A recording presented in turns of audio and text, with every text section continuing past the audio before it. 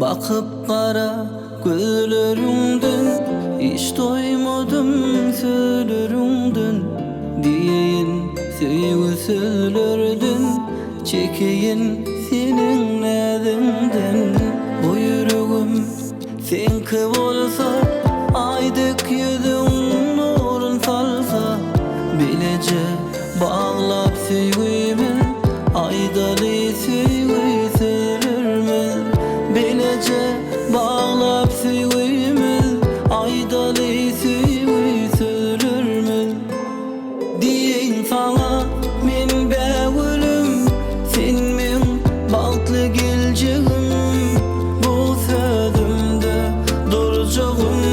Diyin sana men bägülüm, sen men bagtly geleceğim.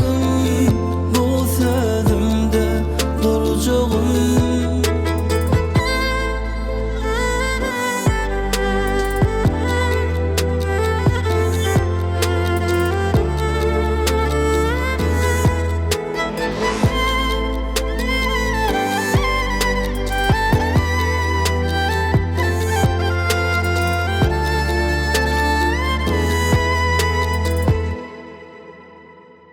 Kalbim dolu bu sevgimden, seviyorum seni canımdan.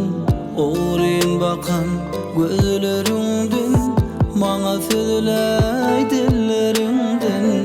Aşığım armağanına koyma, bu sözlerime yalan deme. Bu yürekten coşan bağıtım, bağlayan sana öz bağıtım. Bu yürekten